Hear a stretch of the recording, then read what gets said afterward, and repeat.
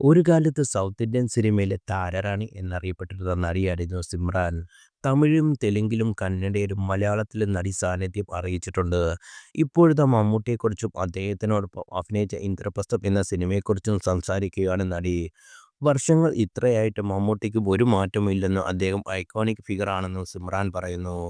മമ്മൂട്ടി സാറിൻ്റെ കൂടെ ഞാൻ ഒരേയൊരു സിനിമയാണ് ചെയ്തത്, ഇന്ദ്രപ്രസ്ഥം. അത് ഇവിടെ തമിഴ്നാട്ടിൽ റിലീസ് ചെയ്യുമ്പോൾ ഡൽഹിയിൽ ദർബാർ എന്നായിരുന്നു പേര്. സിനിമയുടെ മ്യൂസിക് ഡയറക്ടർ വിദ്യാസാഗറായിരുന്നു. ഞാൻ ആ സിനിമ മമ്മൂട്ടി സാറിൻ്റെ പേരല്ലായിരുന്നു. 2 നല്ല പാട്ടുകളുണ്ടായിരുന്നു സിനിമയിൽ.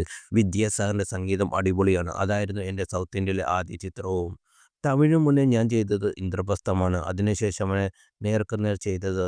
മമ്മൂട്ടി സാറിൻ്റെ ബസൂക്ക കണ്ടിരുന്നു. അദ്ദേഹം ഒരു ഐക്കോണിക് ഫിഗറാണ്. അദ്ദേഹം ഇപ്പോഴും അങ്ങനെ തന്നെയാണ്. കുറച്ചുപോലും മാറിയിട്ടില്ല എന്ന് സിമ്രാൻ തുറന്നു പറയുന്നു. കൂടുതൽ വാർത്തകൾ അറിയാൻ ഈ ചാനൽ സബ്സ്ക്രൈബ് ചെയ്യുക, ഷെയർ ചെയ്യുക. Thank you.